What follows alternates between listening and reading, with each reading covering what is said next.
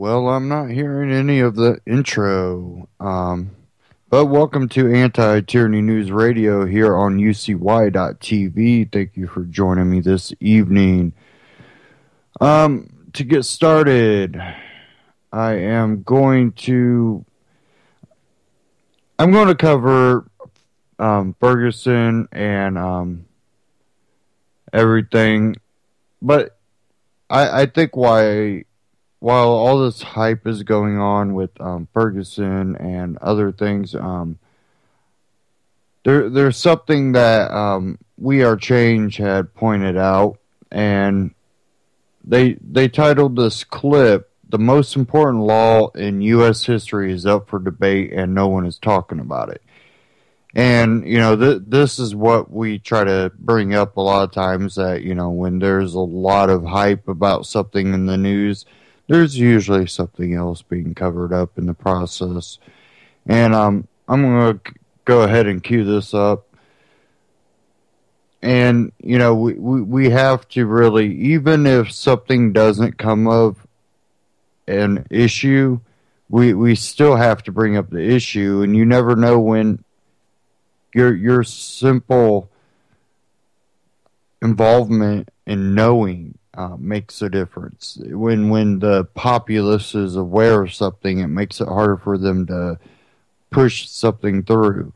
But it's when we get so drawn into the hype of one thing that you allow so much more to happen behind the scenes.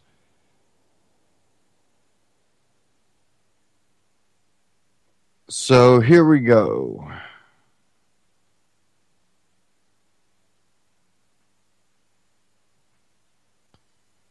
The U.S. Patriot Act was just passed by Congress. Of course, no one on the mainstream media is talking about it. But there's another law, a law that is more important than the U.S. Patriot Act. Now, of course, the Patriot Act allows the government to spy on you. It allows them to look at your library records. But there's another law that no one even knows what it is. No one is talking about it. But it is the most important law in all of American history. And it's called the AUMF. Now, this is an article by the treasonous war pigs propaganda of just tyranny, the New York Times, urging Congress that they must pass this war authority bill. Military action on Syria is required if you want the new AUMF. Now, what is the AUMF? The AUMF is a law that was passed right after 9/11, and it's called the Authorization for Use of Military Force. Now, this is the law that allowed George W. Bush to torture people. It allows the president to bomb any country, to start any war, to kill any citizen, including an American citizen. It allows the NSA to have the power that they have. It allows the government to have a blank check to do any horrible action that they want to anybody, anywhere, at any time that they choose. This is why this law is important, and it expires. Now, Congress has to make a decision if they're going to vote for it. And of course, the treasonous New York Times are demanding it. If you read this propaganda article, they're pretty much shaming Congress for not voting on this horrible piece of legislation and demanding that this law needs to be passed immediately because we need to get rid of Assad in Syria. Now, of course, this propaganda doesn't surprise me. There's a new report that came out from the Fairness and Accuracy in Reporting group that stated in the mainstream media, with 205 guests on the mainstream media, 125 of them were pro-war. Can you guess how many of them were against the war? 6. Out of the Sunday talk shows, out of 90 guests, 89 were for the war, and only 1 was against the war. What do you expect from the mainstream corporate whore media, these prostitutes that are sold and bought out by the powers that be, that do their bidding for them? These people, I think they're the ones most responsible for all the problems in the world. They're the ones setting the debate, setting the dialogue. It's not really even a debate. It's, okay, should we bomb this country or should we bomb this country even more? That's the only debate that we're having in this country, not if we should be using violence and death and drone bombs and murder and torture against other people. Maybe that's why we have war. This is an article by the New Republic. Look what they say. Our leaders cannot duck responsibilities for decisions of life and death while American soldiers die and kill in our name, and we cannot wait until the next Congress. This is an article pushing, again, shaming Congress to vote for the AUMF. It's not even a debate.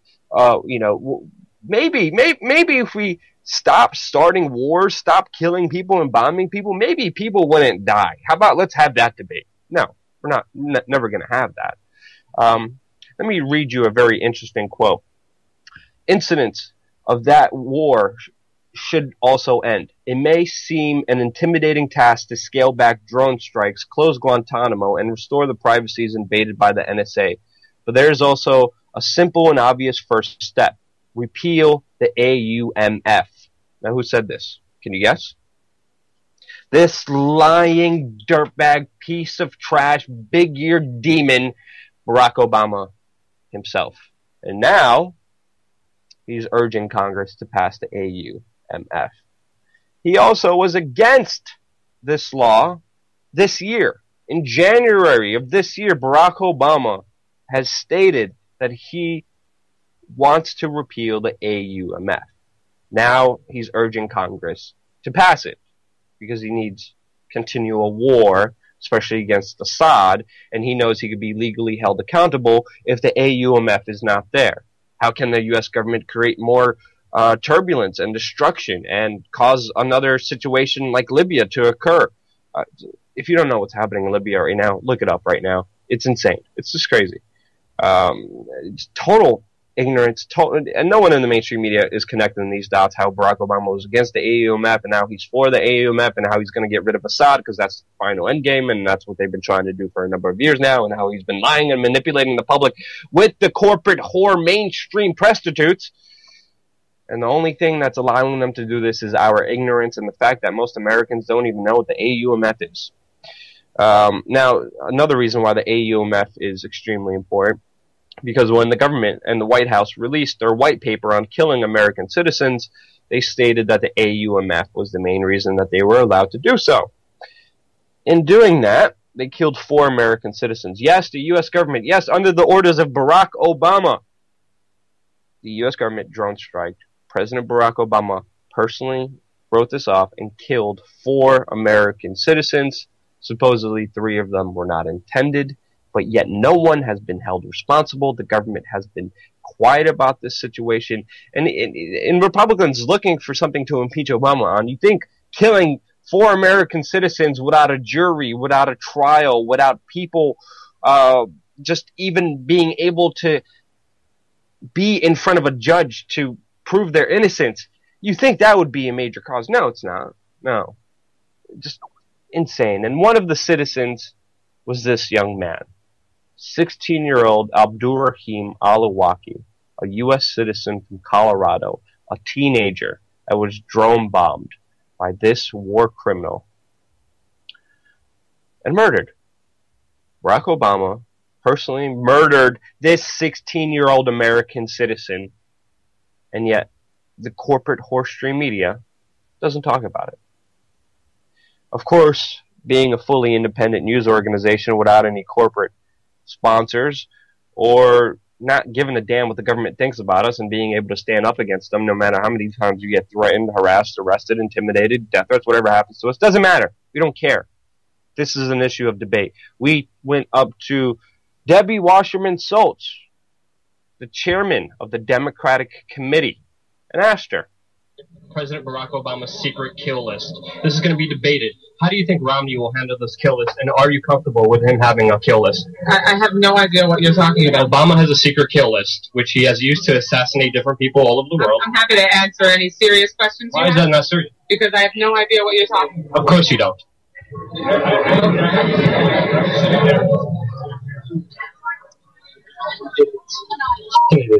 old, ruthless hag doesn't even know what the kill list, the deposition matrix that came from the AUMF even is.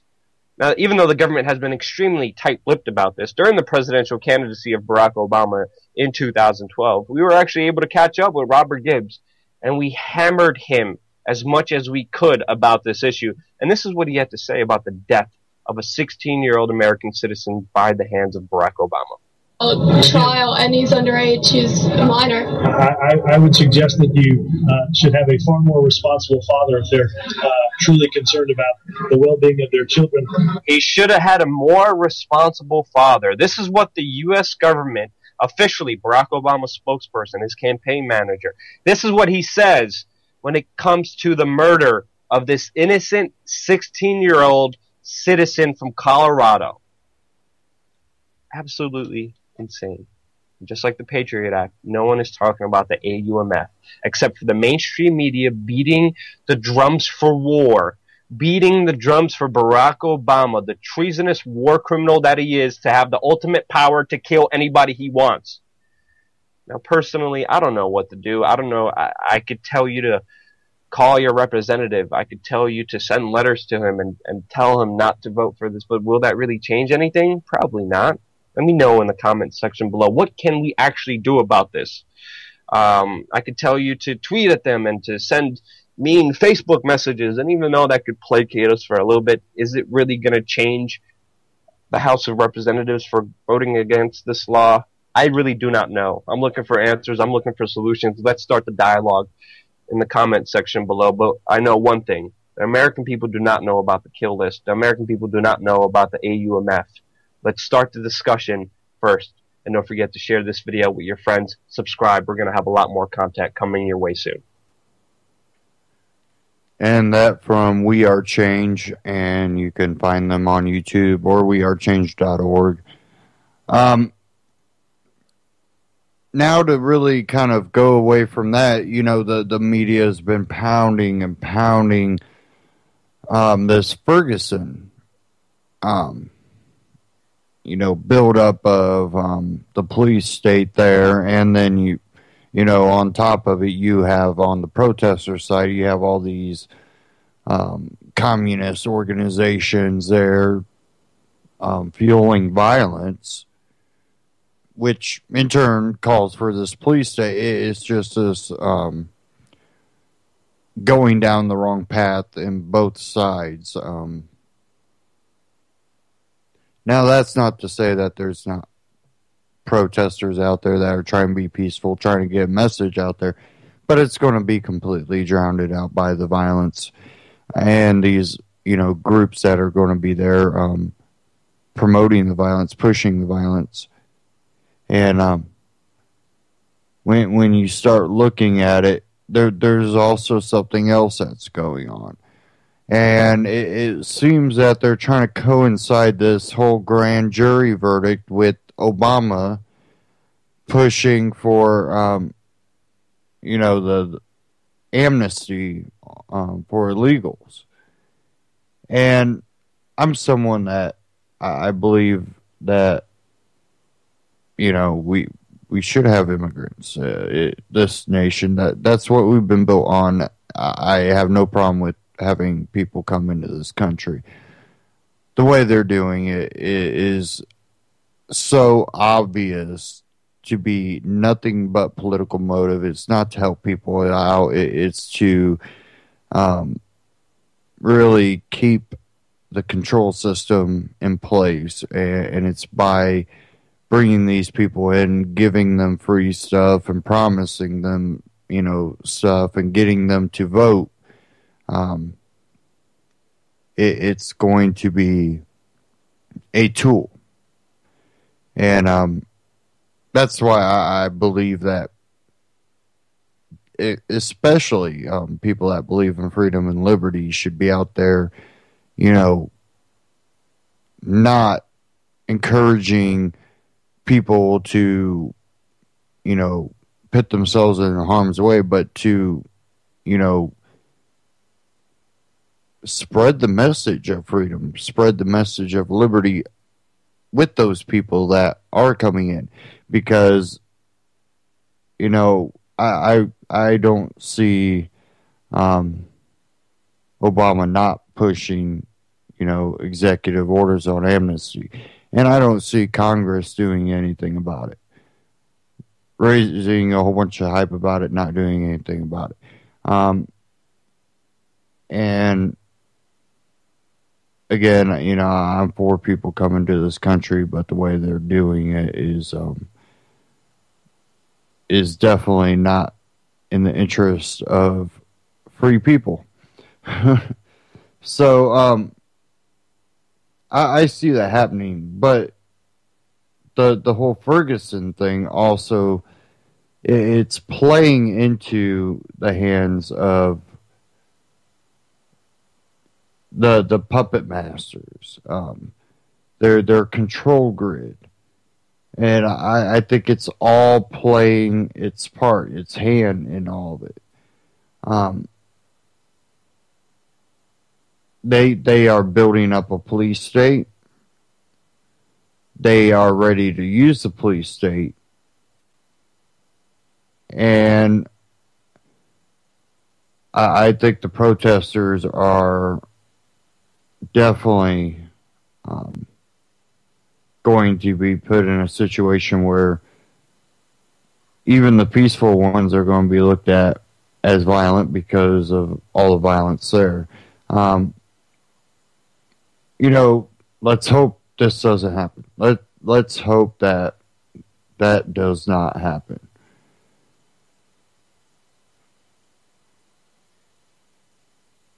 Make sure I still have a good connection here. We have some pretty good wind out there, so hopefully everything stays operational. Back to the Ferguson thing. It's one of those things where it's going to escalate, and I think that martial law is going to basically happen there. They're really going to use this as a major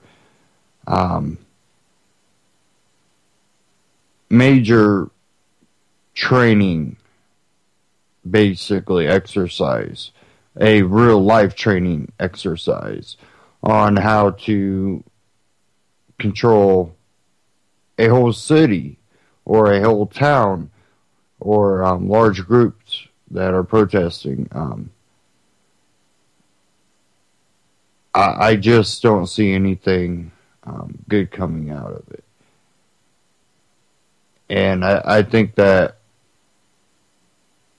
we are coming up to a crucial point where we're going to see more of this. It's going to become a norm.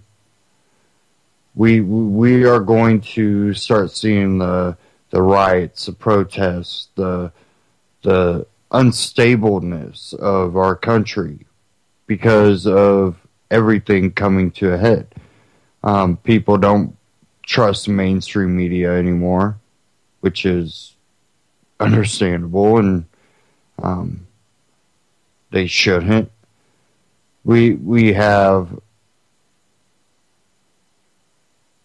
all your rights basically being tested to a point where even when it's proven that your rights have been abridged, you haven't done anything. We're starting to see where now, well, just because you question law enforcement or question what you were being told, that you are suspect, and basically they try to take away all your rights.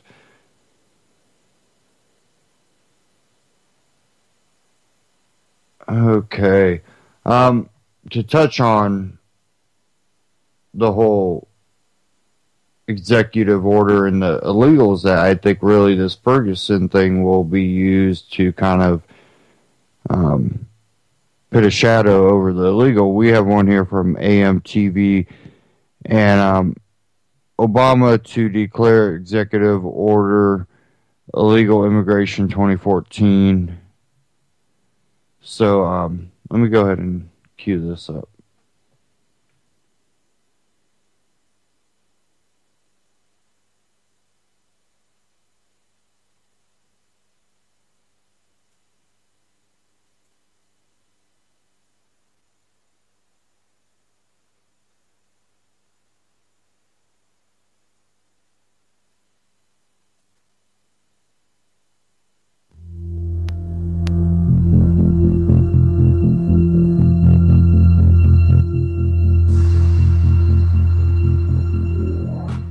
everybody. I'm Christopher Green, and you're tuning into AMTV, Alternative Media Television. The President of the United States, Commander-in-Chief Barack Hussein Obama, is telegraphing to the American people that through executive action, I believe likely before the end of the year, he will illegally and anti-constitutionally naturalize up to 5 million illegal aliens in the United States of America. This is absolutely incredible. I want you to think about this for a moment, how illegal, not just anti-constitutional that it is, but how illegal this actually is to naturalize up to 5 million illegal people here in the United States of America. And the question is why? Why would the president move again, unilaterally, to naturalize up to 5 million new Americans into the United States of America? And I think that the answer is very simple, folks. Those 5 million new naturalized citizens will all be funneled into the Democratic Party. And they will be a Democrat vote for Hillary Clinton in 2016. And it is a part of the Obama strategy. Again, Obama sold us on the idea of hope and change, that he was a great uniter, almost a Jesus-like figure. I mean, you remember Oprah Winfrey crying and shedding a tear as Barack Obama talked about hope and change when he was originally elected in 2008. Well, it turns out that the President of the United States, not only is he a Manchurian candidate, but he is a Saul Alinsky sleeper cell. And he has revolutionized and is radicalizing America today. And he is doing it all illegally. This is a giant FU to not just the Republican Party, but the American people in general. Through overwhelming votes, this recent midterm voted for a Republican majority, not just in the Congress, but both houses, also the Senate. Again, as Mitch McConnell said, the incoming majority leader to the Senate, this is like waving a red flag in front of a bull. But Obama doesn't give a shit. He could care less because this is a part of the Saul Alinskyite radical strategy. Read the book, Rules for Radicals by Saul Alinsky. Remember, Hillary Clinton is also an extension of the Saul Alinsky ideology to transform America through these radicalized methods. Again, naturalizing up to 5 million Hispanics here in the United States is a surefire way to guarantee that the soon-to-be president, the next president of the United States, which is really just an extension of Obama policies, that Hillary Clinton will win in 2016. Also, the Democratic base and the Democratic Party knows that this will divide and conquer more and more Americans. And Republicans and conservatives in general have to be careful how they react to such a divisive issue. And specifically, don't attack Hispanic Americans or the Hispanic community in general that has historically identified more with leftist and democratic principles. Again, this isn't an attack on Hispanics or the Hispanic population or any person for that matter in America today. It should be an attack on illegal and anti-constitutional actions by the President of the United States. You know, if the President is above the law, if he doesn't follow the law, my question to you is, why should the American people follow the law? Why should anyone follow the law for that matter? Because it is signaling and telegraphing aggressive, illegal action to the American people. And what is very problematic about this, folks, is that it cannot be reversed. Once naturalizing up to 5 million new illegal Americans, that is not something that the Republican Party or the conservative base or both houses, Congress or the Senate can reverse. It is irreversible. And the President of the United States, Barack Obama, the Manchurian candidate, the sleeper cell that he is, knows this. And it is playing directly into the Democratic strategy. Even if you are pro-Obama, you agree with the Obamanite policies, you have to admit to yourselves that this is gross illegal and anti-constitutional action on behalf of the president. I mean, think about it for a minute. The very founding of this country set up branches of government so that there is a balance of power, not kings, not queens, not unilateral actions. For every action, there should be an opposite resistance to that. There should be a reaction from the House and the Senate. In no way in God's green earth would the House or the Senate, especially with the Republican majority, agree to the illegal naturalization of up to 5 million Americans into the United States. I mean, this president, folks, is such a scumbag. He actually represents non-Americans more than he does the American people and their best interests. All of this, of course, leading up to war. Not just global war, but division here in the United States of America. What I believe to be the new American Revolution, the new Declaration of 1776, the new Civil War. It is a digital age. It is an information war. And it is up to you, my friends, to get the truth out to the masses and to the great people of not just America, but the unified front that makes up independent and free-minded thinkers around the world. I'm Christopher Green. Get this video out everywhere, make it viral, hard-hitting it in your face, and click the link below to support our sponsor. Okay, you could tell he was a little agitated there, and rightly so, because we are reaching that point, and we're being divided and conquered in a way that is not really new, but the technology that they're using to their advantage is, of this period. They're doing it in a way that hasn't been done before, but has been done before. The propaganda, it's the same blueprint, but with the technology we have today. And, with this whole Ferguson thing, it's just another, way for them to go, look at these violent rioters, and this is why we need our tanks. They're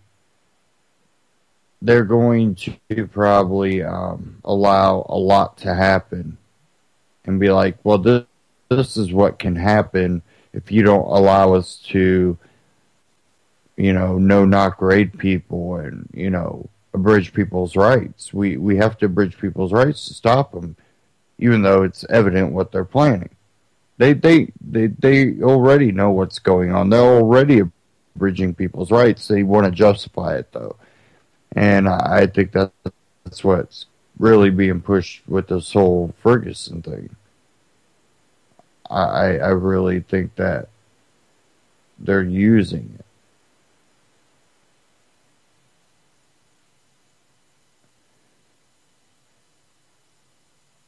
And I think I just seen the lights flicker. I should be good. I'm on battery backup too, so I shouldn't lose connection or anything, but just in case, it's pretty windy here, so could lose connection. I'm out in the boonies. Our lines aren't buried, so a tree limb come down and take out the internet. So I'm kind of exposed in that department.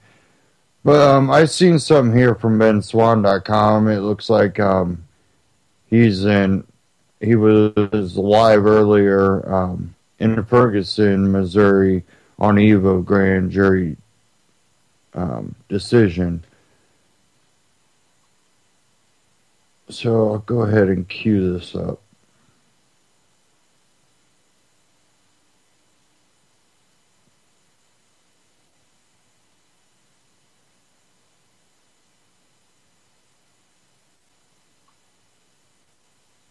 Maybe.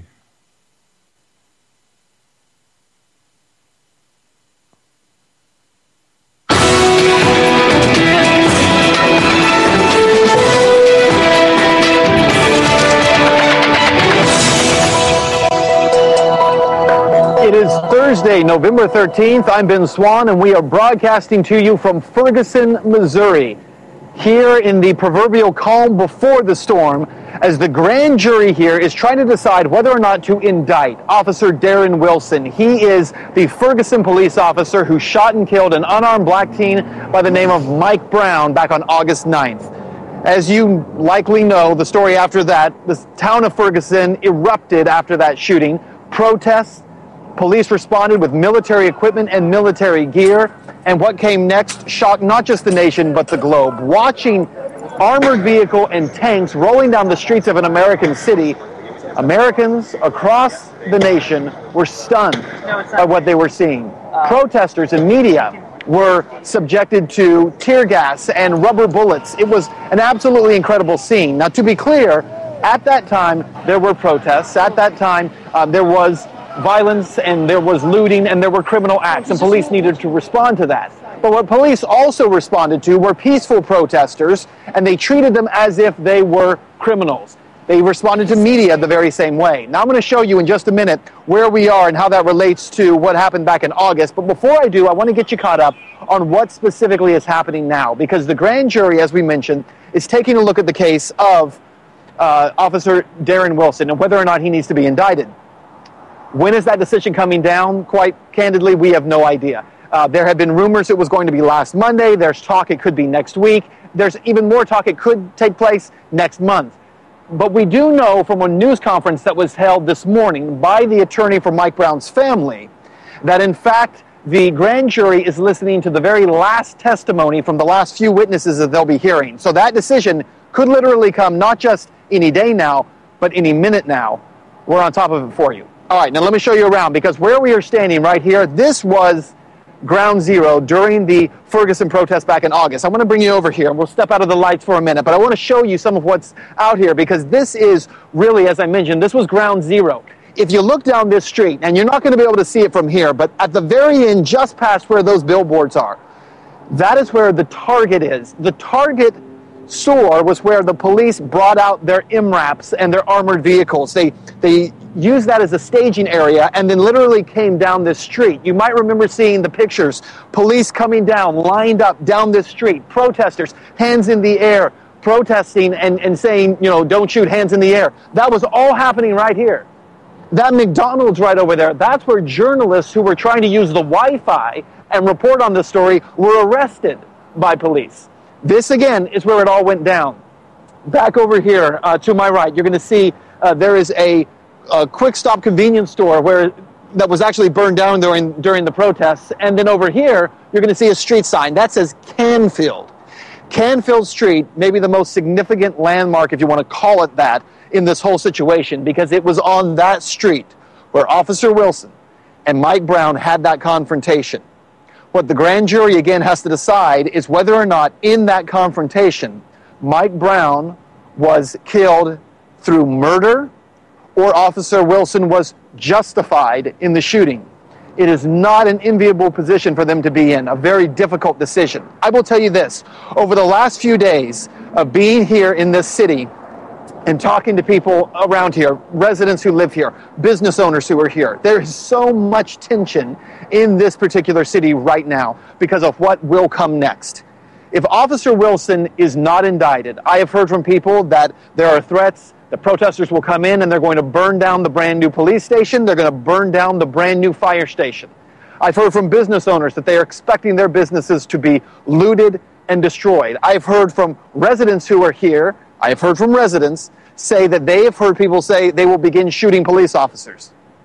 This is an incredibly tense situation. Now, please understand, some of that may just be people angry and that's the way they're talking. But what we know from past events is that this particular community is a powder keg ready to go up.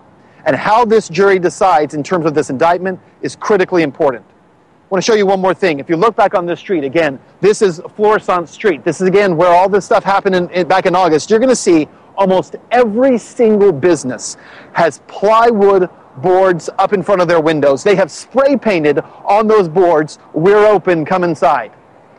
These store owners are all preparing for violence. They're all preparing for looting. They're all preparing for this to go down and go down very badly. And they're not just preparing with plywood. RT's Manuel Rapolo visited a gun store here, where he just learned that gun sales in Ferguson have gone up an astonishing 300%. Take a look.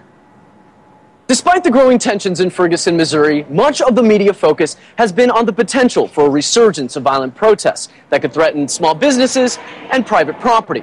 Now, this constant speculation over whether or not violence will once again erupt in Ferguson could be responsible for a reported increase in gun sales in the local community. Steve King, owner of Metro Shooting Supplies, says that firearm sales at his store have been through the roof. The number of guns are about up 300%. Between the steady stream of locals purchasing shotguns, handguns, and automatic rifles, I asked King, who happens to be a former police officer, how he feels about the criticisms many have over the Ferguson Police Department's use of heavy-handed tactics when dealing with protesters. These people have the equipment to defend themselves. I think they've shown such great restraint when they're standing in a line, getting spit on, getting rocks thrown at them, getting beer bottles thrown at them, Molotov cocktails, and yet they stood there and didn't react with what I would think would be appropriate action. They didn't. They held restraint. While some support the added measures taken by the Ferguson Police Department, others don't share the same trust of local law enforcement. And at the heart of this is what many in this town see as nothing short of a growing militarization of police. I would have rather had the National Guard out here dealing with us and watching over us than the police officer, because we don't have post-traumatic stress disorder from the National Guard. We don't deal with them on an everyday basis, and they're not harassing us every day. Definitely the values of what they're supposed to have definitely eroded, and they seem to have criminalized a whole community of people, and that's not what their job is supposed to be. Clearly observed in the way law enforcement responded to protests this past August. In some instances, riot police seemed more ready to go to war than to protect the rights of peaceful protesters. Okay, I'm going to go back just a second. This gentleman you're going to hear now, he was confronted on CNN, and he, RT has him as a live streamer. While he was on his own live stream, you can hear him saying, we're going to kill you, or something to that effect, threatening the cops, provoking violence. Let me get his name here. It's Awesome Masri, Masri, says Ferguson live streamer. He is definitely a provocateur. He is not. He tries to call himself a citizen journalist. He was out there not just filming he was threatening the cops. He was inciting violence. But this is what he was saying. Observed in the way law enforcement responded to protests on an everyday basis, and they're not harassing us. Okay, this isn't him. Hold on. It's every day. Definitely the right here.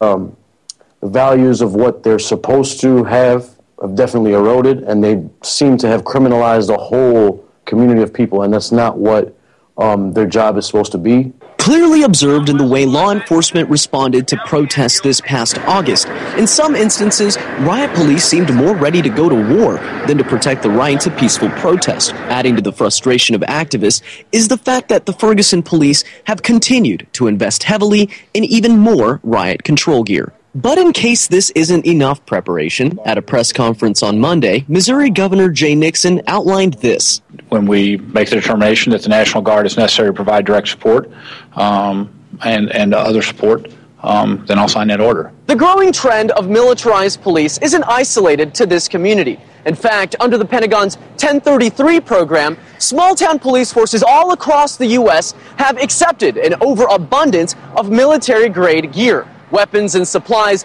that activists and social liberties advocates say have no place on American streets. For RT, Manuel Rapalo, Ferguson, Missouri. Manuel brings up the issue of militarization, which is about so much more than just military equipment.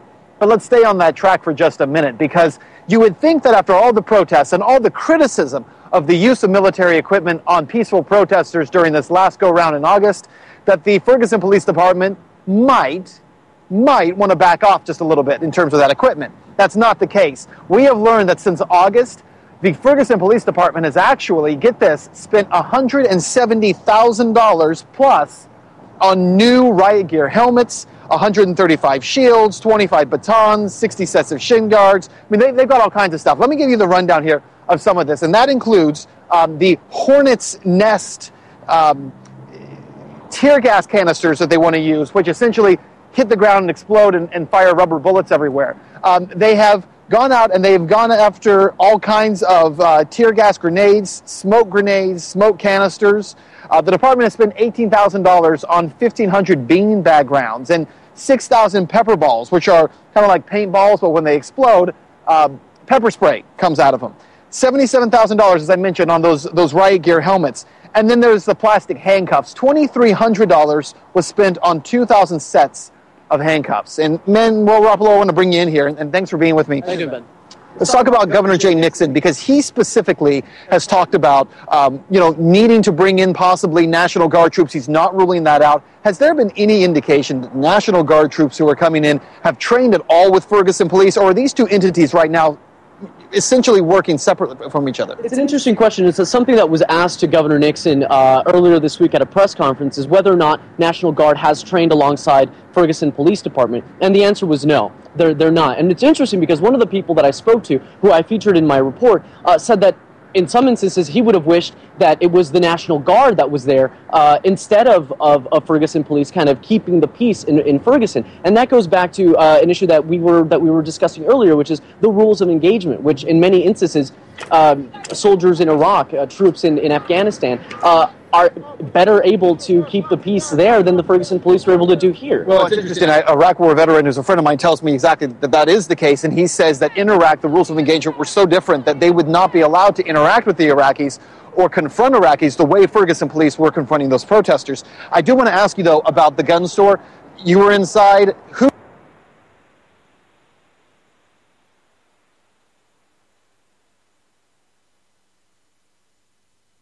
Give me a second here. Who's in there buying guns? Is it store owners? Is it merchants? Is it residents? Who's in there buying? 300% is the increase. Right. I mean, and it's astonishing. We went in there because we'd heard that gun sales were up, but we weren't expecting it to be that much. I mean, that place was packed from the moment that we went in. I'm gonna be honest with you. There wasn't a lot of diversity when we walked in there. It's mostly older people, white people, looking to buy guns. One man that walked in that we spoke to was saying, I'm worried about all this publicity that's going on with the possibility of resurgence of violence in Ferguson. I'm looking to buy a gun. He walked out of there with a 12-gauge shotgun and an AR-15. Yeah. And he wasn't alone. I mean, the guns are flying off the shelves, not only in that store, but in plenty of stores here in Ferguson. And what's unfortunate about that is that it represents this sort of detachment. Yes, people are concerned about the possibility of violent protests. Yes, there's another concern over the possibility that police could instigate violence by acting the same way they did back in August 3 months ago. But then there's that larger detachment between people who are legitimately concerned, legitimately angry over the issue of racial disparities that lead to police abuse in small communities, and people that seem to not see it that way. Yeah, well, and certainly when we talk about the tensions that are coming, we have a very serious situation here when you have people from the outside. So you've got, essentially police from the outside who are coming in. You have protesters from the outside who are coming in. You have people getting ready for peaceful protests, but also getting ready for the looting. The looters will come, the violent acts will come, the criminal acts will come, the peaceful protesters will come. So you have this community that's kind of trapped in the middle of the convergence of all these forces. Right. Yeah. Manuel Rapolo, thanks so much. Thanks for having me back. Appreciate your time. As we talk about this, though, let's make very clear here that now I'm going to stop it there. It's quite a bit longer.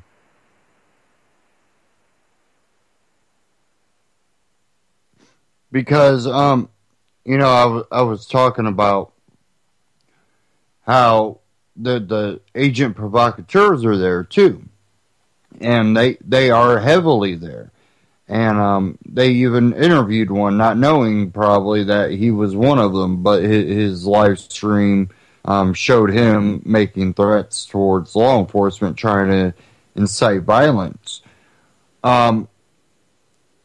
InfoWars has been out there too. And they were out there during the first riots on the ground. They were actually attacked by police. But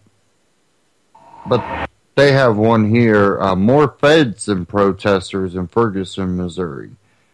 And I'm going to play a part of this. I'm not going to play the whole thing.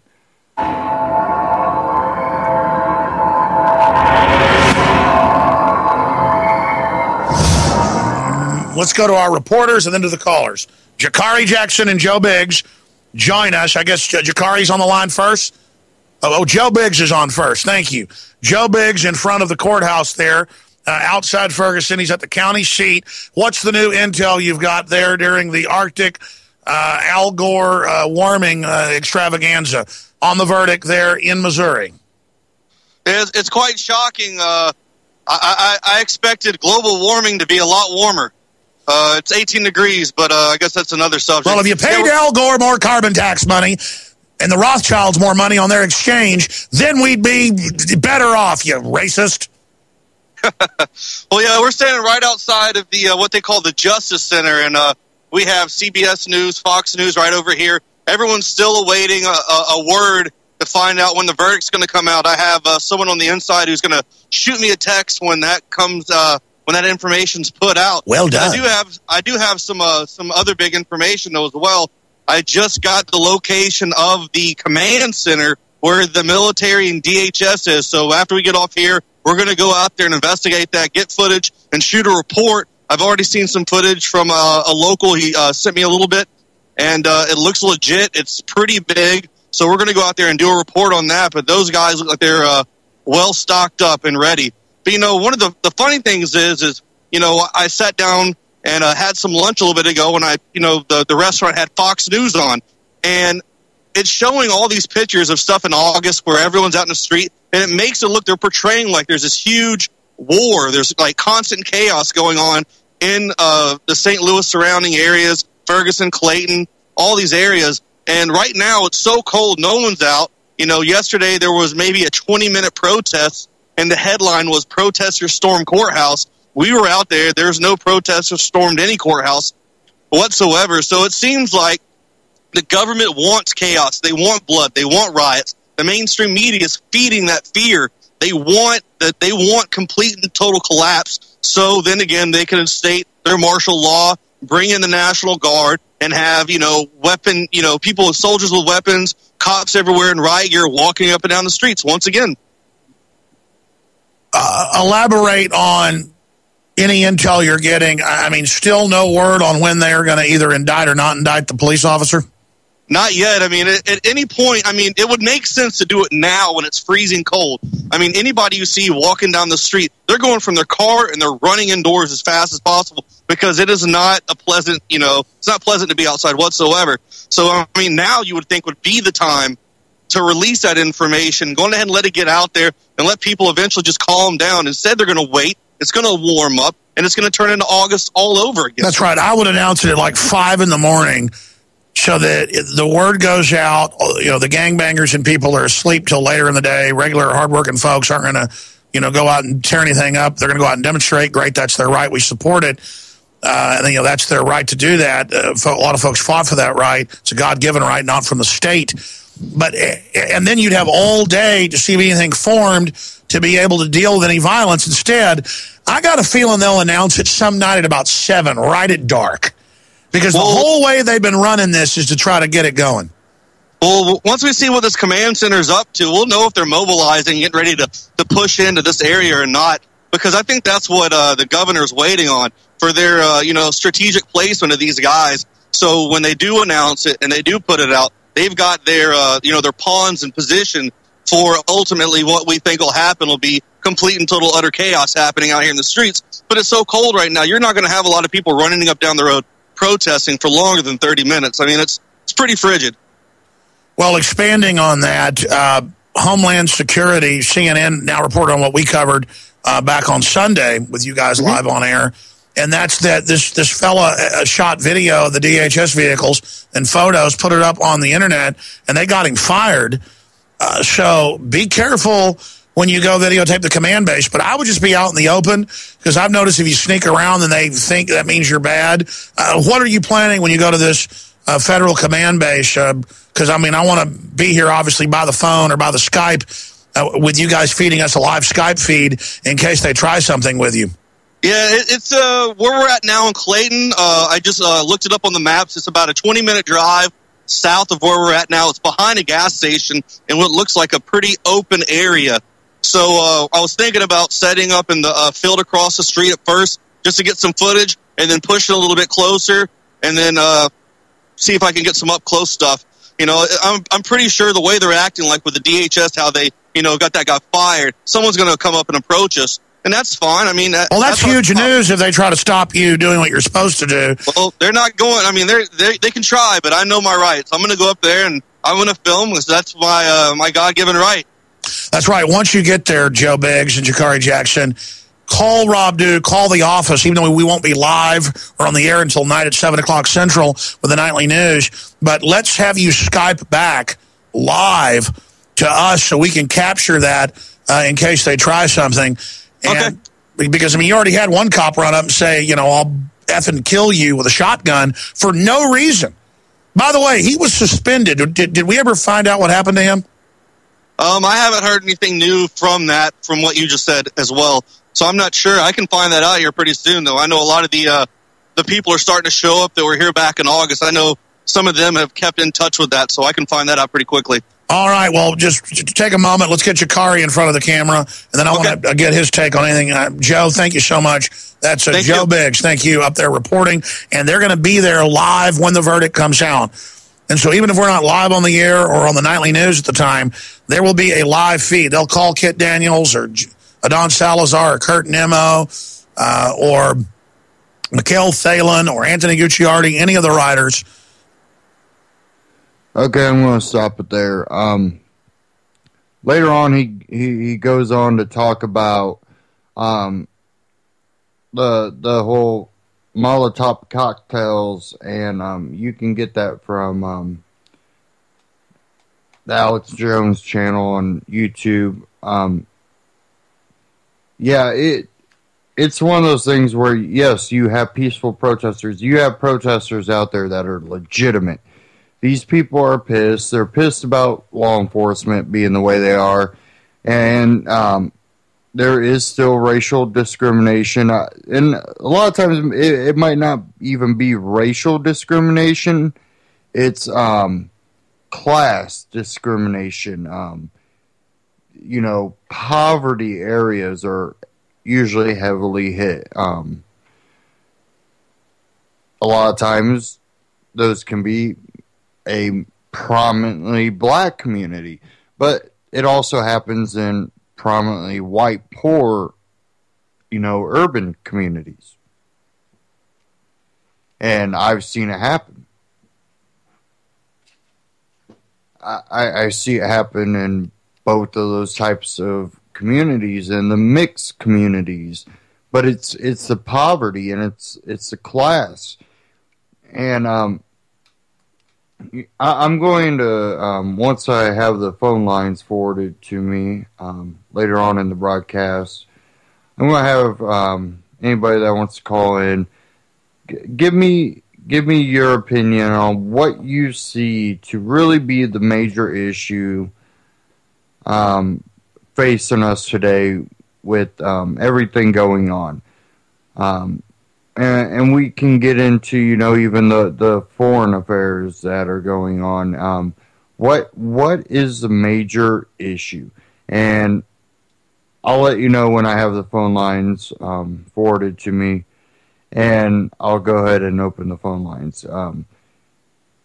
It's one of those things we really need to find out, where we need to focus a lot of our energy, because they are trying to fight us on multiple fronts, and we need to fight the ones that are going to be detrimental. And the police militarization it's not anything new.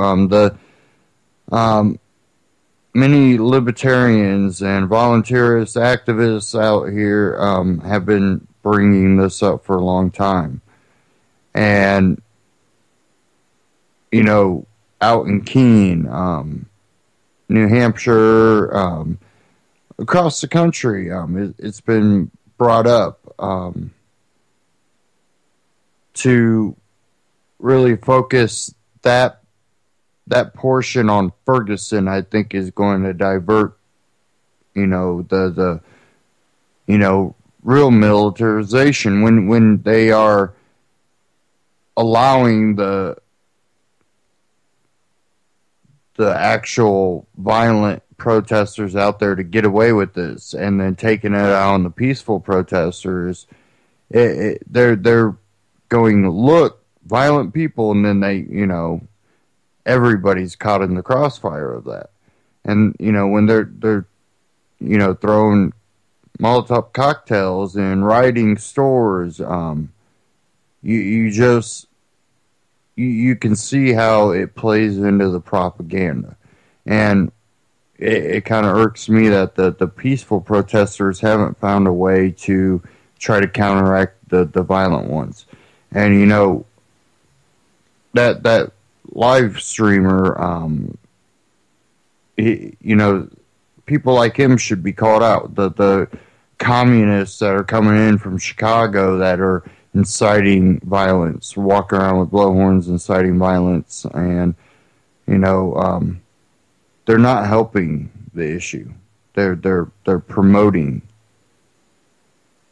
and that's not going to help it. Darn it. Let's see here. Let me find it again. Okay, I have one here out of the Washington Post. I found this from Drudge Report. Police in St. Louis agreed to rules of engagement for protests after grand jury decision. Following weeks of intense negotiation, the three largest police departments in St. Louis, Missouri have agreed on a dozen rules or policies they will follow as they engage with protesters after a grand jury announces its decision regarding Ferguson Officer Darren Wilson. The negotiations have centered on 19 rules of engagement proposed by a coalition of 50 community and civil rights groups. The list is largely a docket of best police practices, such as the first priority shall be preservation of human life, and excessive force and other forms of police misconduct will not be tolerated. In general, protesters have agreed to peaceful demonstrations if police don't interfere, while police agree to respect demonstrators' right to assemble as long as there's no violence. Negotiations on Tuesday continue to stall. However, over 7 of the proposals, including the coalition's request to give protesters 48 hours notice prior to the grand jury announcement, the 3 departments called the Unified Command for Police Response to Protests have also not agreed to the coalition's request that police be dressed in minimal gear and that tear gas, tactical vehicles, and rubber bullets not be used, a coalition leader said. You don't approach peaceful protesters in your community as if they're enemy combatants and expect that not to be a problem, said Dennis Lieberman, co-chair of the coalition. It is also unclear if the Unified Command will agree not to employ mass arrests during peaceful protests and that police not escalate their response when dealing with minor criminal offenses such as water bottles being thrown at an officer, which was a precipitating factor for tear gas being deployed on at least one night during the protests in August. There's been quite a bit of progress, but there's still discussion needed around several of the terms, Lieberman said. Highway Patrol Captain Ron Johnson confirmed the Unified Command has reached agreement on a dozen items, but would not discuss points of disagreement, saying we agree we would discuss the finer points publicly. Other leaders of the Unified Command include St. Louis City Police Chief Sam Dotson and St. Louis County Chief John Belmar. Johnson said coalition leaders will now discuss negotiations with their members, including some counter proposals on some items, and return to the Unified Command to hopefully reach a final agreement by Friday. The tentative agreement came the day after Missouri Governor Jay Nixon declared a preemptive state of emergency in order to allow the National Guard to help local law enforcement prepare for any unrest. The announcement meant to project a feeling safety, riled up protest groups and local elected officials. Johnson and Mike O'Connell, a spokesman for the Missouri Department of Public Safety, said that some of the concerns were based on erroneous rumors that were circulating, including that tanks were moving into the city. Johnson said this community will not see tanks. Reports that The National Guard will be using attack helicopters and drones are also false, McConnell said. They aren't even authorized to use drones. You can read the rest of that at Washington Post article titled Police in St. Louis Agree to Rules of Engagement for Protests After Grand Jury Decision.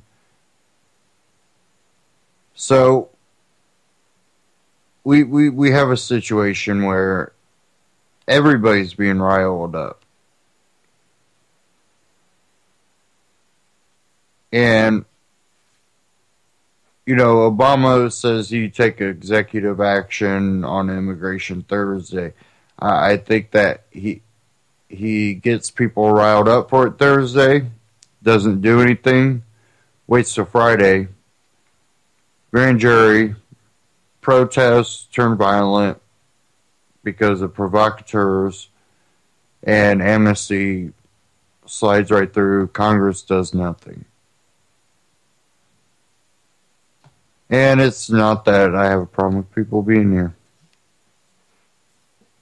And I think that there are, a lot of immigrants here that might be here illegally, but they are here to just be good, honest people and to have a future. And I will not demonize someone for doing that. Our immigration is screwed up to the max. It's never been perfect either. Even when we're bringing in people, from overseas during World War I, World War II, when people were coming in, we discriminated against people and turned people away, sent them back, a lot of times to their death. It's one of those things that it's never been perfect, and we do need to work on it. But that's the problem. We're not working on it. We're encouraging people to basically put themselves in harm's way to get here to America instead of being able to say, hey, here's my name, here's where I was born. I'd like to come, work, and be a productive person. And when you look at it from a libertarian, there's a lot of things people can do and be productive, and it shouldn't be a issue for others. They'll take our work. Bull crap. The government's taking your work. The government's the one that prevents you from going out there and starting a business. If you have so much regulation on you, we got to regulate the corporate people that are harming the earth and all that. That's not what ends up happening. They pay the fine. They get away with doing stuff. They have the money. You're never going to be able to regulate. What that does is it regulates you as a citizen, just a person that might want to go out, start a business. You're regulated to the point that most people don't even want to take the chance because of what you have to put up just to take that leap. It puts a lot of fear in people. They don't have that much to risk, and it shouldn't be that way. You should be able to just start, doing something that you have a passion for and making money at it, making a living. That's the problem. You want to bash on the less fortunate. Well, you could go out there and start a business, and then look, you have people that want to work. They're looking for a better life. You have a job for them. You benefit, they benefit. That's how America has grown.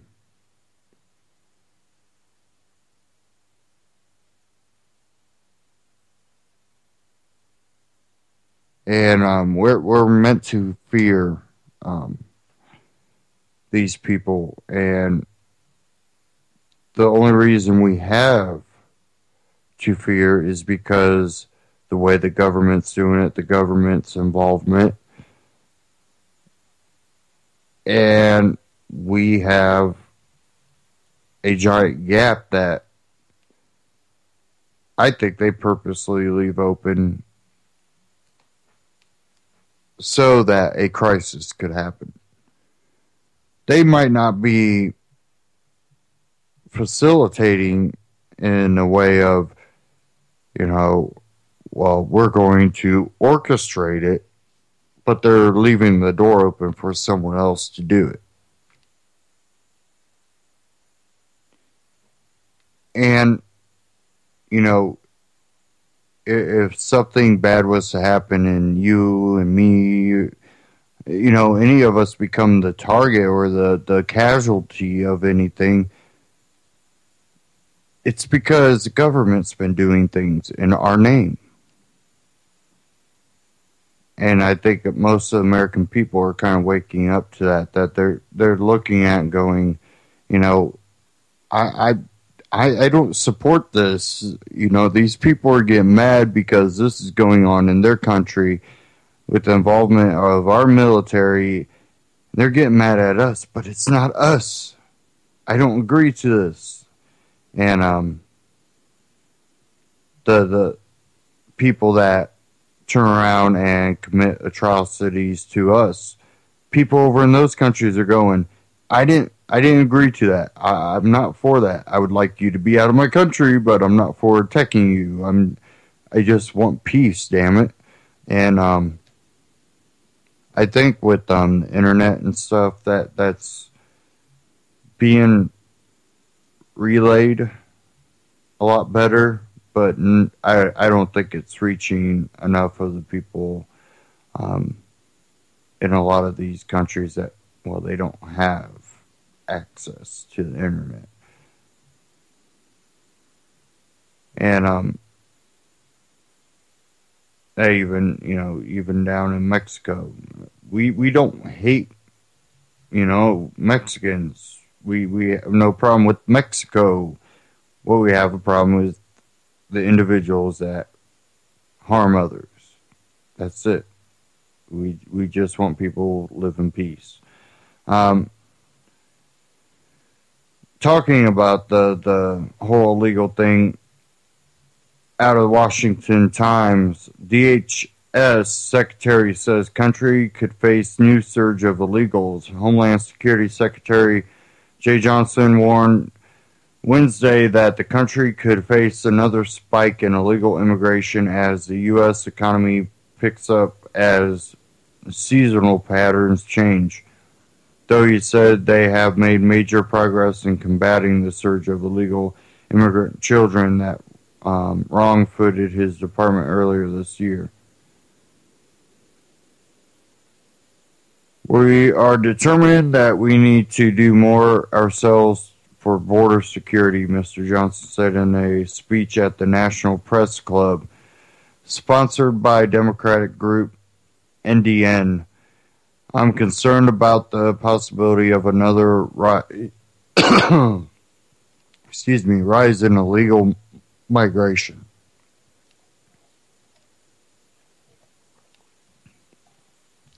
Now, I have a problem with migration. No, migrate is when they go back and forth, where we're talking about immigration. And that's a play on words. Because if they can get you go after migrants, then they can go, well, the ones that don't go back aren't migrants. They're immigrants, and that's different. Just pointing out the inconsistencies and the play with words. Mr. Johnson focus on border security is a change from his predecessor, former Secretary Janet Napolitano, a former Arizona governor who repeatedly said the border was secure. The summer surge of illegal immigrant children and families from Central America exposed flaws in the current immigration enforcement system, particularly U.S. agencies' inability to quickly deport many of them. Mr. Johnson also predicted President Obama would take steps to boost border security as a part of his planned unilateral action on immigration, which advocates hope will involve granting temporary amnesty to millions of illegal immigrants in the U.S. right now. Again, that was out of the Washington Times. I don't believe really a lot of that. I think that we're going to really see the erasing of our borders, and I think that plays into NAFTA. I think that plays into the North American Union, and you know, this stuff is real in the sense that there are groups of powerful people out there that want to see that. This is their goal. They push for it. They lobby for it. They pour lots of money into it. And it seems to be going forward. Even with the pushback, it's still going forward. And when you hear something about enforcement of the border, what I'm really hearing is basically they want to make it harder for you to leave the country with wealth. And I think that we're going to see a rise in that. We already seen them basically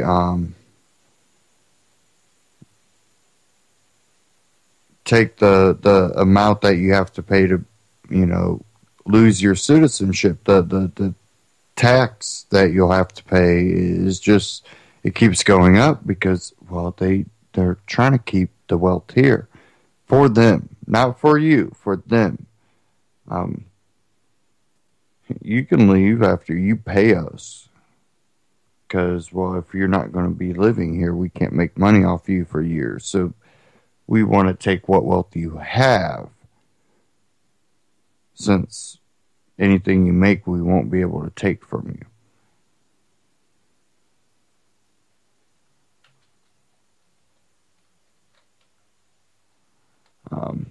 I want to find a clip. Let me see if I can find it quick.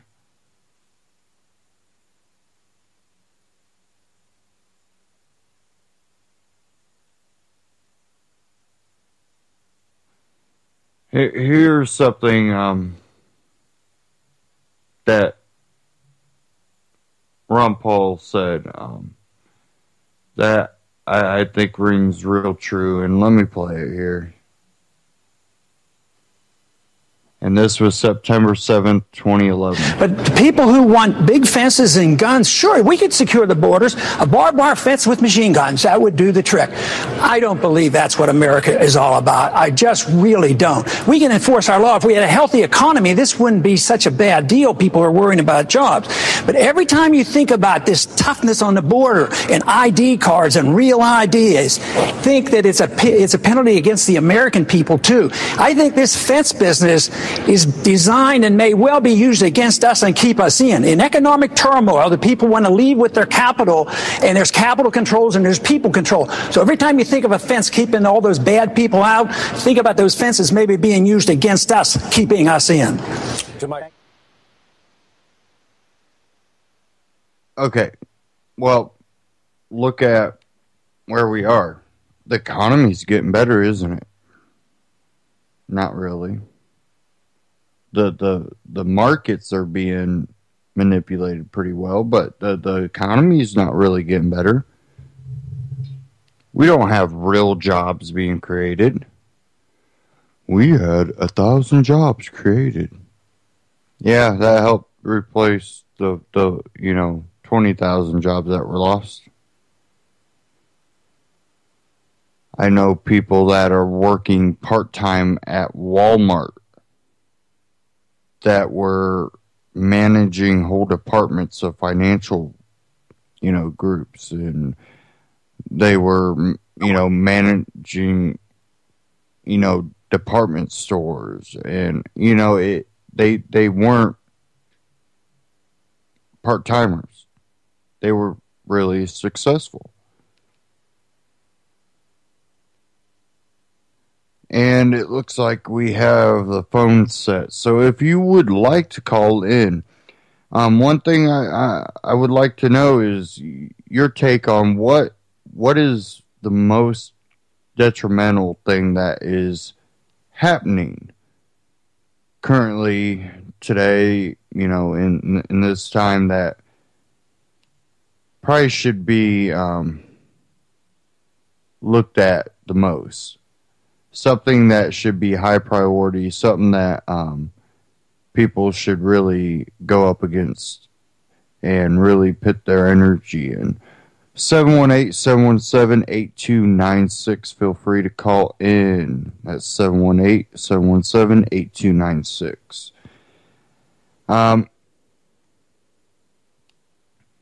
For me, it's kind of hard telling. I've had a few different takes on it, and I can see it going a few different ways, but I really want to know what your take is on it, whether it be the Ferguson or anything that we've went over. But do you think that maybe this immigration thing could be used to strengthen the border to keep us in, but really dissolve the borders when it comes to, will someone be allowed to be a U.S. citizen? Will they be able to immigrate?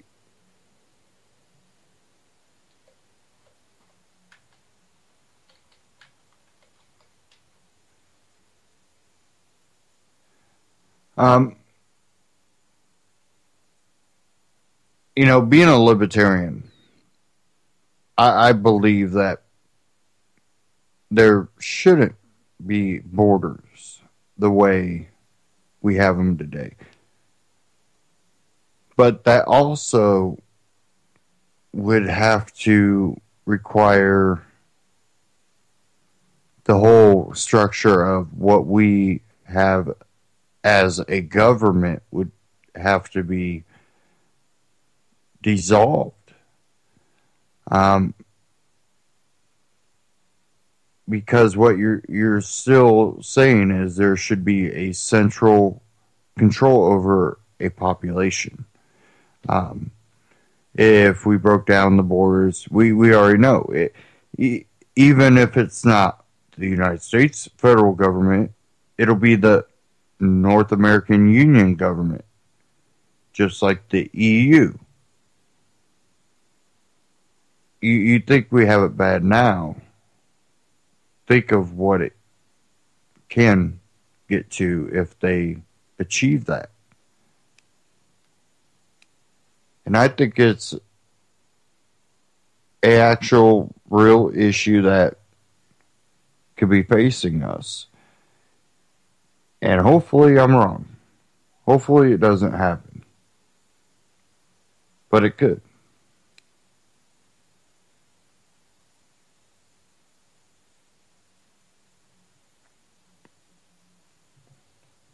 Now,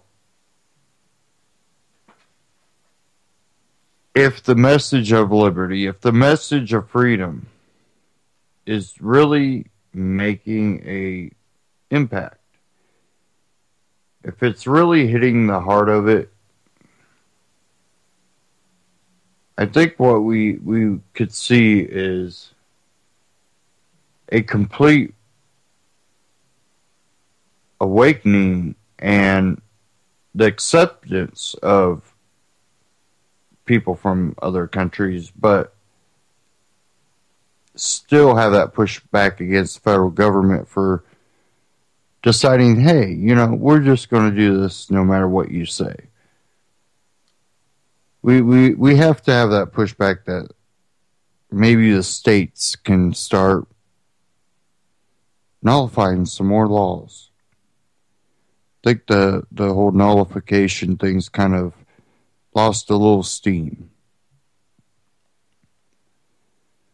We need the test grounds to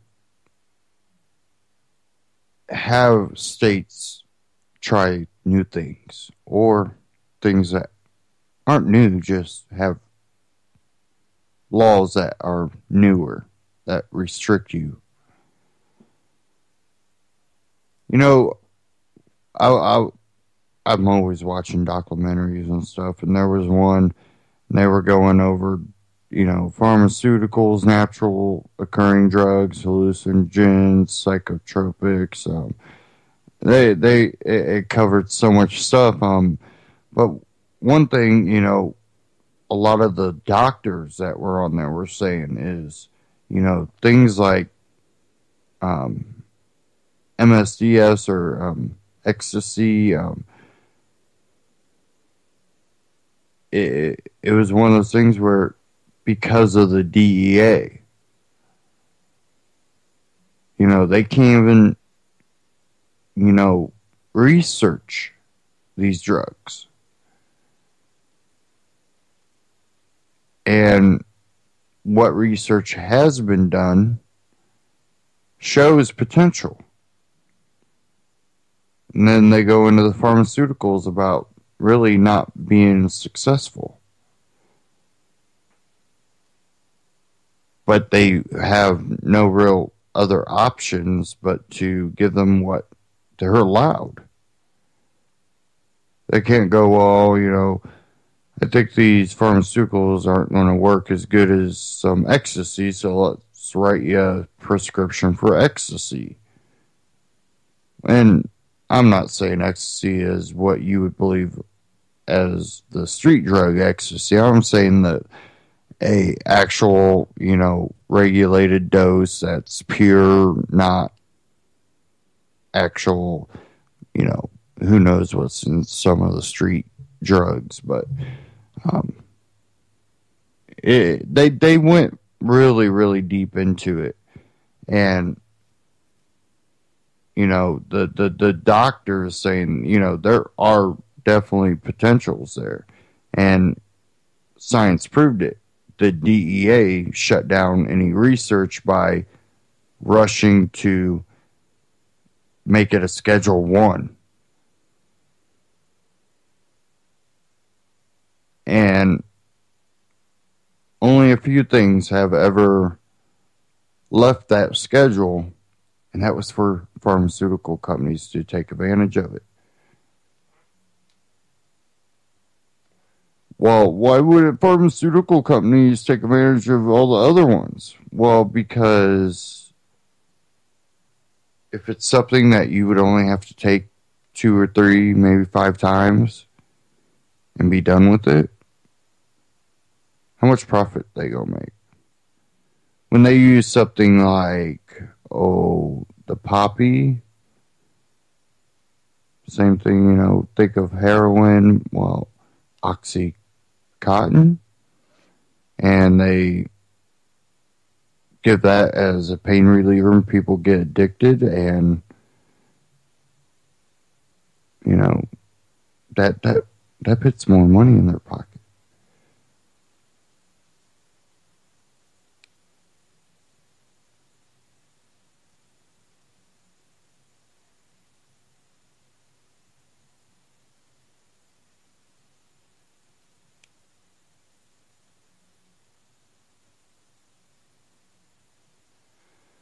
Okay, I do want to move on to some other news.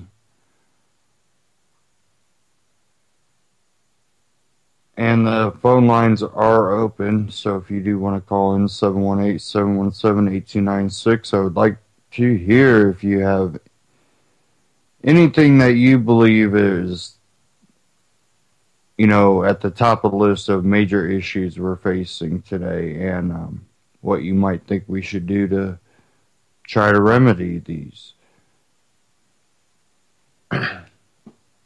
One thing I've been very vocal about is public schools, the education process, and Common Core. Here out of Ben Swan, Common Core, Tennessee introduces bill prompting state to dismantle program.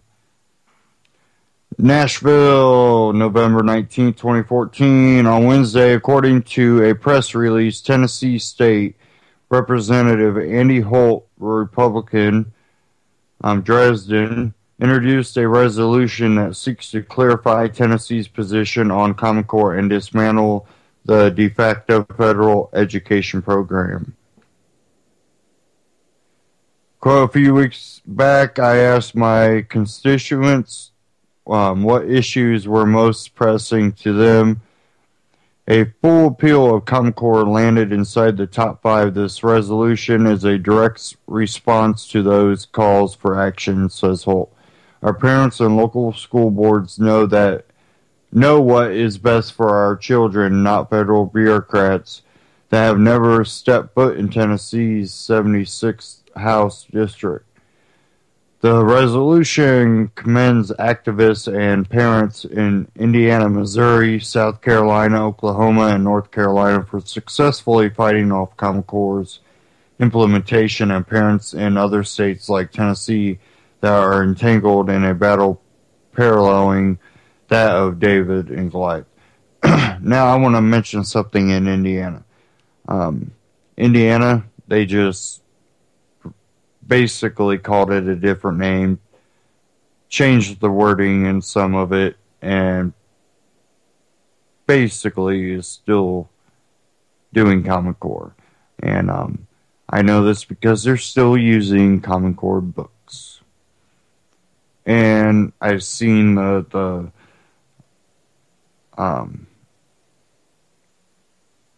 standards that they did pass, and they're really just broad-worded standards that, well, they might not have the exact wording of Common Core, they allow for Common Core. It's really weird how it was written and worded, but they're still using books that were basically curriculums to go along with Common Core standards, and they're very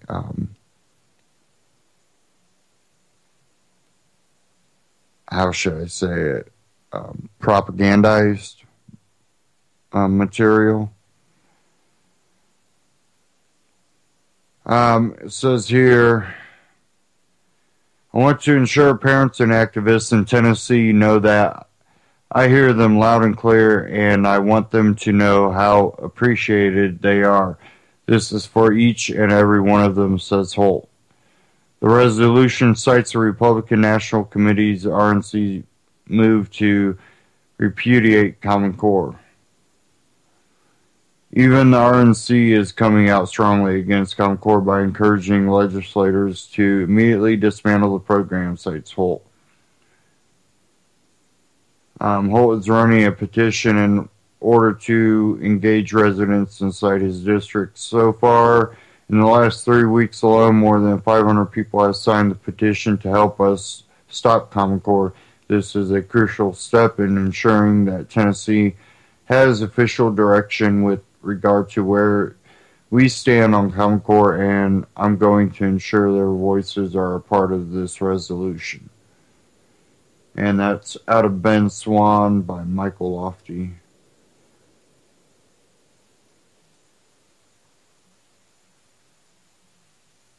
And, you know, it's really sad that we've even got to this point. Our public school systems are just any more a joke. And we can compare that to other countries that maybe don't even have the infrastructure we do, but they are, you know, being educated. They're smart people. And it's sad. It really is. But I think once people break out of that box that they're put in, They definitely become more awake. And that's the thing. Just because you start waking up doesn't mean you always go down what I would believe to be the right path. Some people seek out socialism because we're told that this corporatism is capitalism. That's free market, when it's really not a true free market. You still have sway, but it's not a free market because the corporations that have been around for a long time have helped legislate where they have a pretty good hold on the market. The freedom of you to start up competing market, jobs and companies in a lot of these markets is hard. One thing is a cable company. Can't just go start a cable company. What about electric company? You can't offer electric where another electric company already is.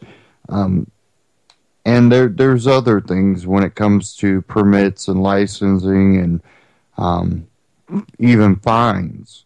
A corporate company that makes billions of dollars a year might be able to pay that, $20,000, $10,000 fine for so-called accidentally polluting something. But if you accidentally do something like that, and you get a nice bill in the mail for $10,000, $20,000, it might make you go bankrupt.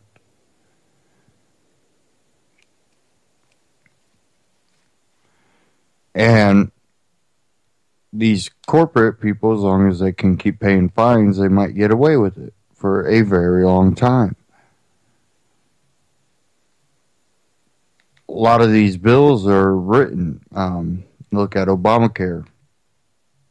AARP was heavily involved in Obamacare and promoting it. And you best believe insurance companies help write it. And it benefited them.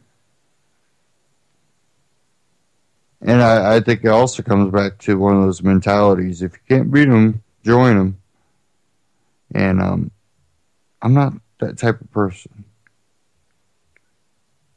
I don't believe in joining something I don't believe in. I believe in liberty and freedom and the choice. The ability to be an individual, make free choices for yourself. To freely be productive in your own way. One person might want a big house. Another person might want a little cabin out in the woods.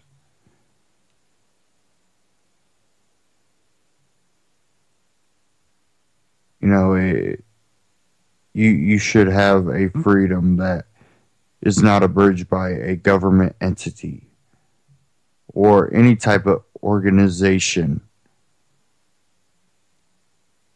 People shouldn't be able to organize against an individual's freedom. That's abridging the rights of others. In a way, that's you saying that you don't believe in individual freedom and you give your own freedoms away.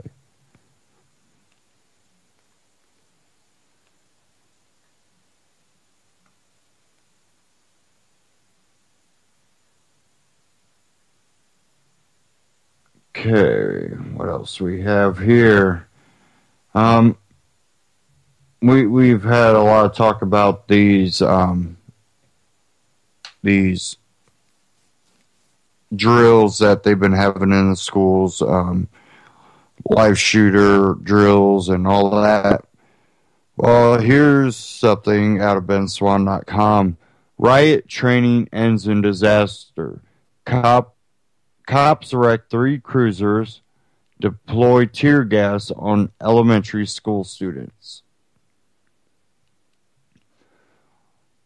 On Friday morning in Columbus, Ohio, set out to conduct a riot training exercise at now abandoned Cooper Stadium. As a part of the exercise, new recruits were driving their vehicles in a convoy to the stadium when, according to the Columbus Dispatch, a sergeant wrecked his cruiser into the back of a cadet, causing a 3-car pileup. Sometimes in a convoy, there's like an accordion effect. Columbus Division of Police Deputy Chief Tim Becker said, explaining how the accident occurred. No serious injuries were reported in the wreck, though an officer was briefly hospitalized after complaining of back pain. The accident caused the cadets to arrive late for the exercise at Cooper Stadium. Officers claim that smoke grenades were then used to test where the wind might carry tear gas that would be used during the training. Due to changes in the wind condition, the exercise was moved to a different part of the stadium that was originally planned. Police say that the manufacturer of the tear gas canisters, Chemical Tactical Systems, indicated that the device have an effective range of only 40 feet. During the exercise, police fired 15 canisters of tear gas. The noxious fumes were then windswept to nearby Sullivan Elementary School, inflicting 6 students with irritation of the eyes and throat and sending a pregnant teacher who suffers from asthma to the hospital for observation. Police found out about the tear gas accident after school administrators called firefighters for help. Deputy Chief Tim Becker told the Columbus Dispatch, the school is about 3,000 feet from where the tear gas was deployed. 14 students were taken home from school by their parents, one of whom told NBC4 Columbus that her children were crying when she arrived. No one was seriously hurt during the accidental gassing. Deputy Chief Becker apologized for the incident, telling NBC4 Columbus, first of all, we are sorry this never should have happened. It is very strange for the tear gas to travel this far. We certainly would not conduct training if we thought it was going to have this type of impact. He indicated that the Columbus Division of Police will be suspending future training exercises at the Cooper Stadium pending an investigation into what went wrong during the deployment of the tear gas. Well, I think you probably shouldn't do it in a stadium and near a school, definitely. For tear gas to make it to the school, you should have known better. I would think that would have went more into planning. Well, we try to smoke one, see where the wind was. If the wind was blowing enough, you should have known better.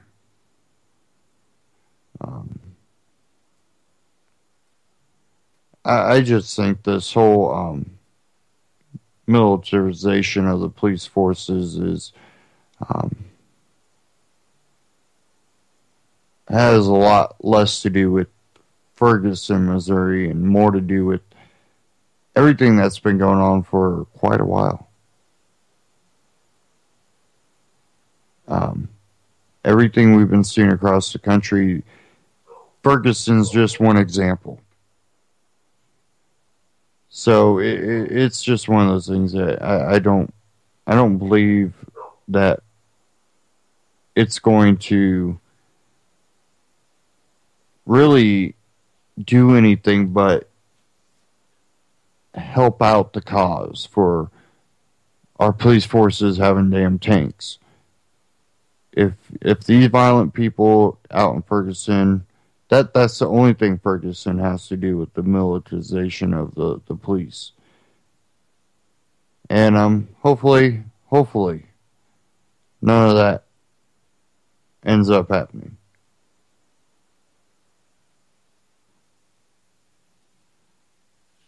And I was talking about nullification, and Texas did something. And then a new bill declares all federal gun control invalid and non-enforceable. A Texas legislator has introduced a new bill to derail the enforcement of virtually all federal gun control measures within the state's borders.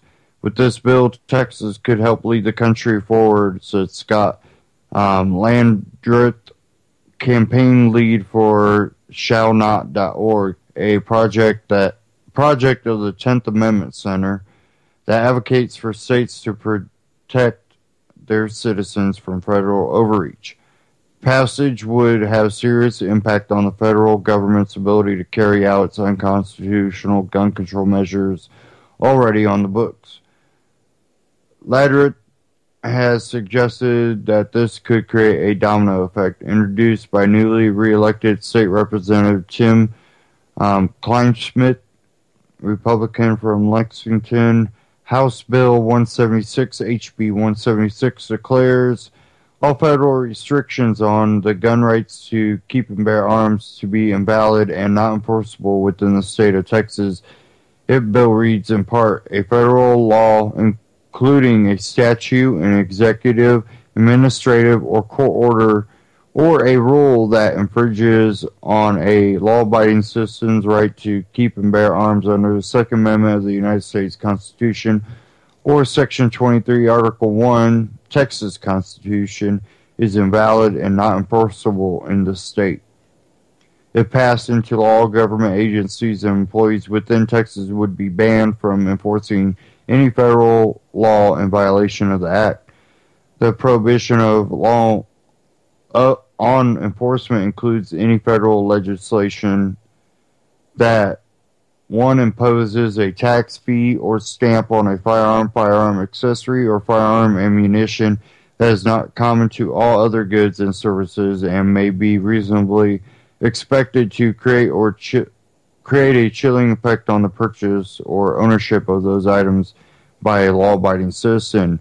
2, requires the registration or tracking of a firearm, firearm accessory, or firearm ammunition, or the owners of those items that may be reasonably expected to create a chilling effect on the purchase or ownership of those items by a law-abiding citizen. 3, prohibits the possession, ownership, use, or transfer of a firearm, firearm accessory, or firearm ammunition by a law-abiding citizen. 4, orders the confiscation of a firearm, firearm accessory, or firearm ammunition from a law-abiding citizen. State employees who knowingly violate the Act would risk a suit for damages for assisting the federal government violate an individual's right to keep and bear arms in Texas. A defense of sovereign immunity would also be prohibited in such a suit.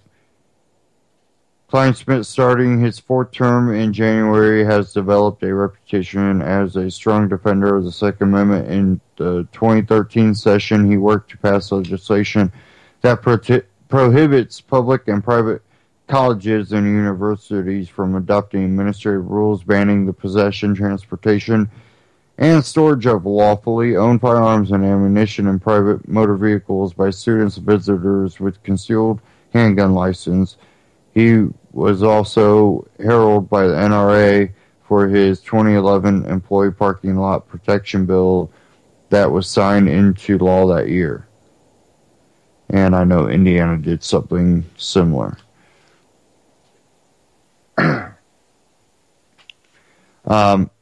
And it does show where things like that in Texas, happen here in Indiana, and it can be a domino effect. And hopefully something really, truly good comes out of that.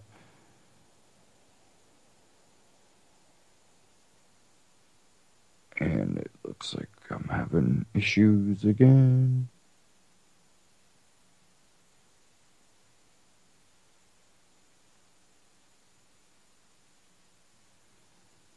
Give me a second here.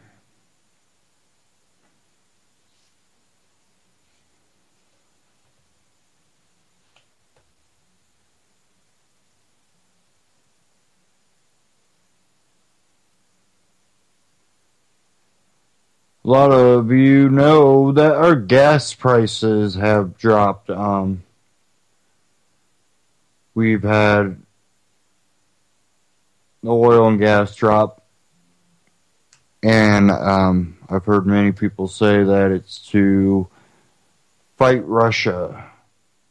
And I have something here out of We Are Change, and I'm going to go ahead and play this.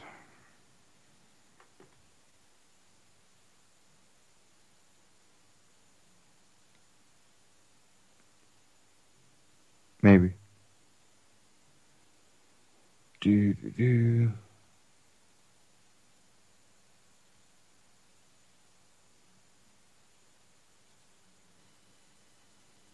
Oil and gas prices are at an all-time low in years, and many people are celebrating, but they do not understand the greater geopolitical, the greater chess game that's unfolding in front of them, because the mainstream media here in the United States likes to talk about, I don't know, just really ignorant, dumb stuff that doesn't matter and really affect you. But this really does.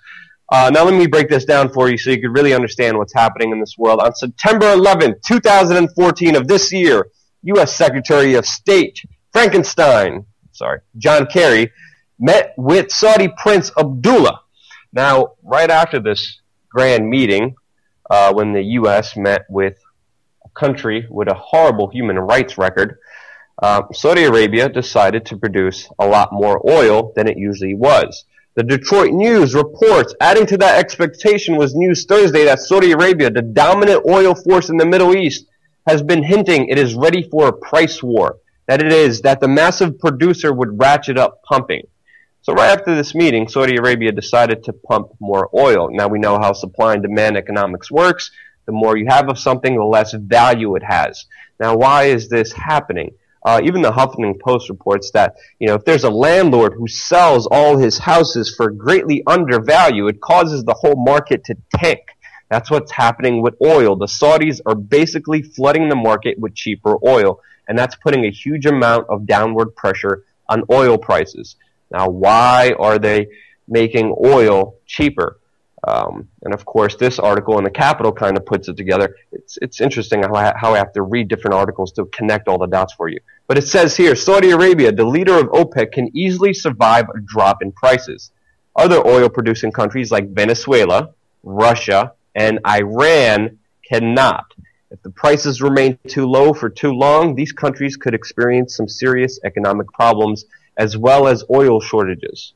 Now, look at the countries. Venezuela, Russia, and Iran. Key enemies against the U.S.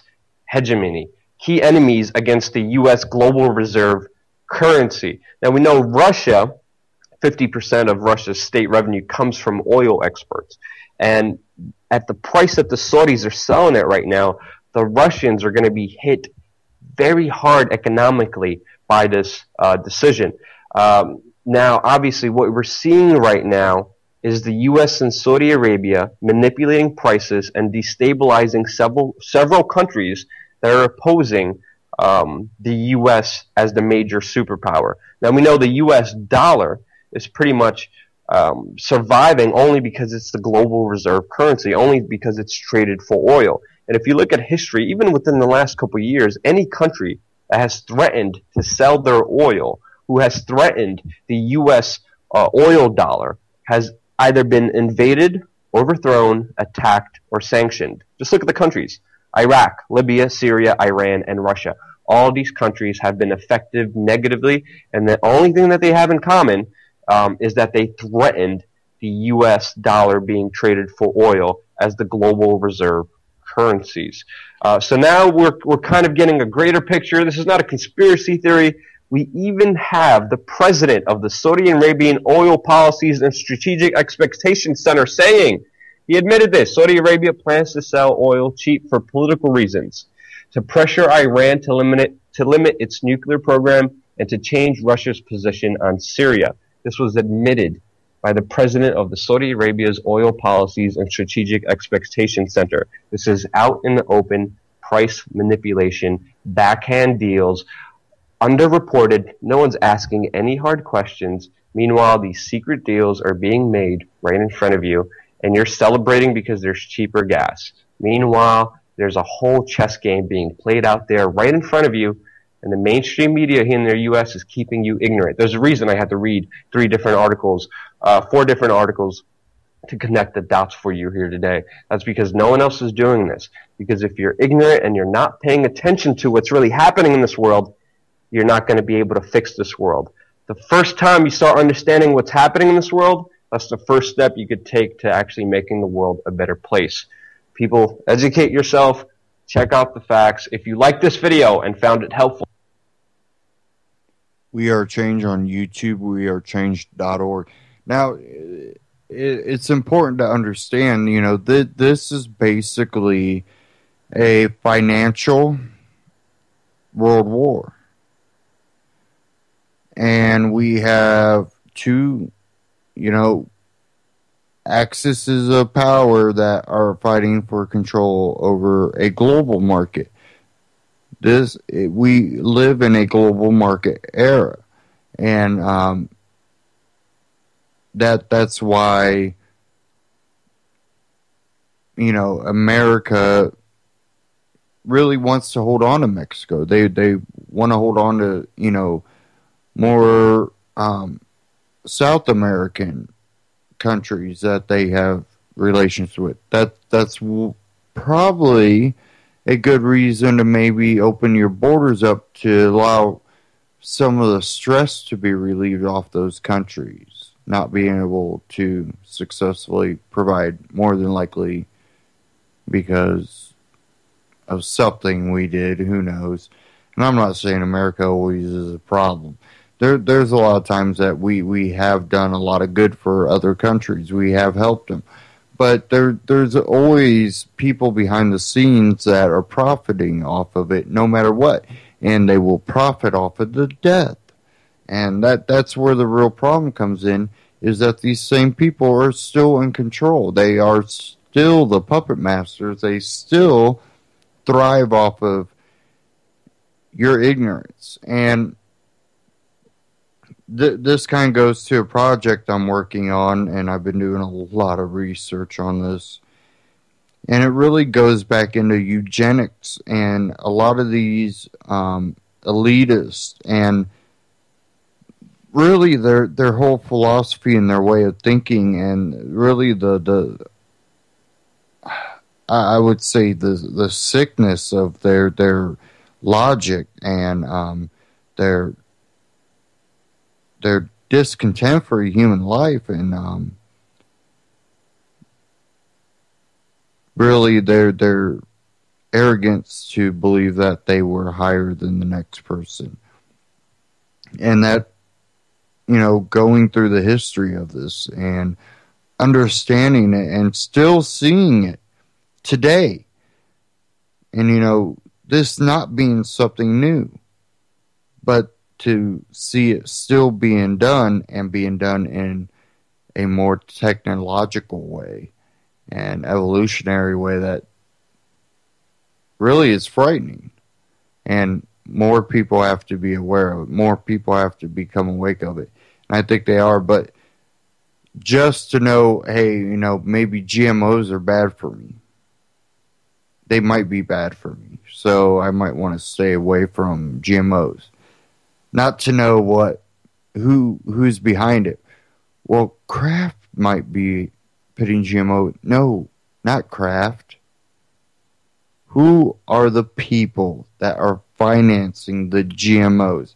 Not even Monsanto. Who are the people that are truly behind pushing for this to result in a certain outcome? And when you go through the history of it, you learn what to look for. And this is a project I'm working on, and I hope to release it within a couple months. It's going to be a little bit longer than I expected, but I want to produce something that is of high quality and a lot of information and a lot of sources and a lot of evidence to back up everything that I present. And it just amazes me how much of it's right in front of our face, and how much of it's being indoctrinated into the youth, definitely through the colleges, and how much of this propaganda is really taken as truth, when it's pretty evident even from the people that were pushing the propaganda that it was propaganda and not based on facts.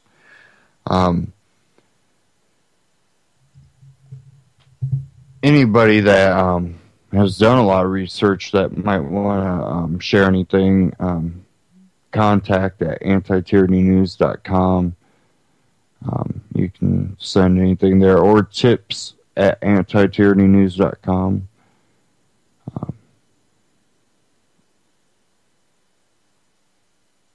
When we look to see how to change ourselves, to change the future, we really have to have a deep grasp on the history of what we know. And when you start looking at things that you might have been taught, and who pushed those ideas, what was their motivation for pushing it, and you start seeing, well, they're trying to basically put people into classes. Well, that's not new, but they've been able to do it in a way that the populace has accepted it for so long. Now that people are awakening, it's kind of like almost a shock to the system.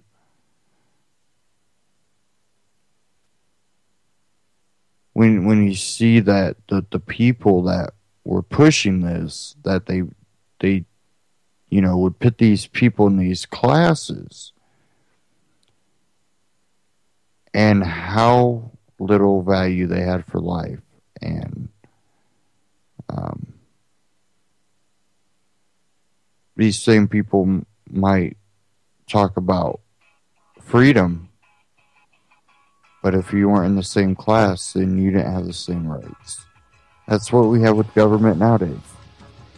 Stay tuned here on UCY.TV. Coming up next, the continual condition. Take care, and I'll see you Friday.